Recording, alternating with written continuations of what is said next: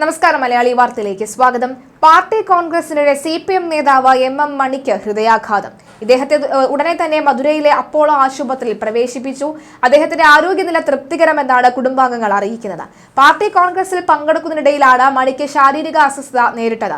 ഉടനെ തന്നെ ആശുപത്രിയിലേക്ക് മാറ്റിയിരിക്കുകയാണ്. തീവ്ര പരിചരണ വിഭാഗത്തിലാണ് അദ്ദേഹം പ്രവേശിപ്പിച്ചിരിക്കുന്നത്. ഇടുക്കിയിൽ നിന്നുള്ള മുതിർന്ന നേതാവായ അദ്ദേഹം CPM സംസ്ഥാന സമിതി അംഗം കൂടിയാണ്. കഴിഞ്ഞ ദിവസമാണ് മധുരയിൽ പാർട്ടി സമ്മേളനത്തിന് കൊടി ഉയർന്നത്.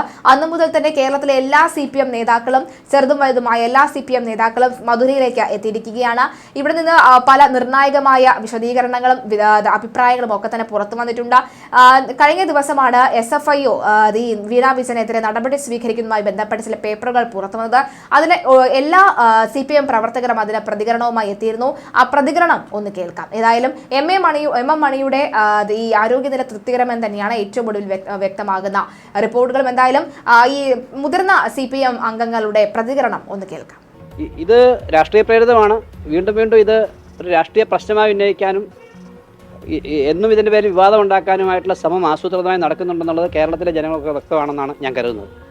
കാരണം 3-4 കോടതികൾ, വിവിധ ഏജൻസികൾ ഇത് സംബന്ധിച്ച് പരിശോധന നടത്തി. ആ പരിശോധനയുടെ അടിസ്ഥാനത്തിൽ ആ കേസുകളൊക്കെ അതിനടിസ്ഥാനമില്ല എന്ന് പറഞ്ഞു. പക്ഷേ കേന്ദ്ര ഏജൻസി വീണ്ടും ഇത്തരം ഒരു നിലപാടെടുത്തിരിക്കുകയാണ്. ഇത് അടുത്തൊരു വർഷത്തിനകം, ഒരു വർഷമാണ് ഇനി തെരഞ്ഞെടുപ്പിനുള്ളത്. പഞ്ചായത്ത് തെരഞ്ഞെടുപ്പുണ്ട്, അസംബ്ലി തെരഞ്ഞെടുപ്പുണ്ട്. അപ്പോൾ അതിനൊരു രാഷ്ട്രീയ പശ്ചാത്തലം ഒരുക്കാൻ വേണ്ടി നിരന്തരമായി ഇത്തരം ഗൂഢാലോചനയും ഇത്തരം നിലപാടുകളും ഉണ്ടാകും എന്നുള്ള കാര്യത്തിനകത്ത് യാതൊരു സംശയമില്ല. ഇതിൻ്റെ വിവരങ്ങളെല്ലാം ജനങ്ങളുടെ മുമ്പിലുള്ളതല്ലേ. ഇപ്പോൾ കേന്ദ്ര ഏജൻസി ഈ പ്രശ്നം ജനങ്ങളുടെ മനസ്സിൽ കെട്ടടങ്ങി കഴിഞ്ഞെങ്കിലും വീണ്ടും സജീവമായി നിർത്തി ആശയക്കുഴപ്പമുണ്ടാക്കാൻ പറ്റുമെന്നുള്ളൊരു വിഫല ശ്രമം നടത്തുകയാണ്. ആസൂത്രിതമാണത് എന്ന് വേണം ഊഹിക്കാൻ.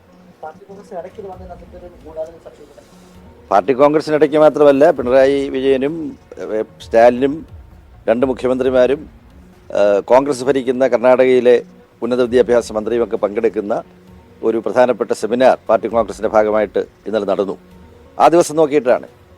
ആ സെമിനാറോ നമ്മുടെ രാജ്യത്തിൻ്റെ ഭാവിയെ ബാധിക്കുന്ന വിഷയമാണ്. ഫെഡറൽ കേന്ദ്ര സംസ്ഥാന ബന്ധങ്ങൾ ഇത് സംബന്ധിച്ചിട്ടുള്ള ഇന്ത്യയിലെ ജനങ്ങൾക്കും ഇന്ത്യയുടെ രാഷ്ട്രീയ ഭാവിയിൽ ഉത്കണ്ഠയുള്ളവർക്കും ഒക്കെ താല്പര്യമുള്ള ഒരു വിഷയത്തെക്കുറിച്ച് ചർച്ച നടക്കുമ്പം അതിൽ നിന്ന് ശ്രദ്ധ മുഴുവൻ തിരിച്ചുകൊണ്ടുപോകുക എന്നുള്ള ഉദ്ദേശം ഇതിനകത്തുണ്ടാവും. എത്ര ഉപരിപ്ലവമായിട്ടുള്ള ഒരു ആരോപണമാണ് ഈ കമ്പനിക്കെതിരെ ഉന്നയിച്ചിരിക്കുന്നത് എന്ന് നമുക്ക് കാണാൻ സാധിക്കും. ഇപ്പോൾ ഇവിടെ പാർട്ടി കോൺഗ്രസ് നടക്കുന്നു, നാടാകെ അതിൻ്റെ അലകളുണ്ട്. വളരെ ആവേശകരമായിട്ടാണ് പാർട്ടി കോൺഗ്രസ് നടക്കുന്നത്.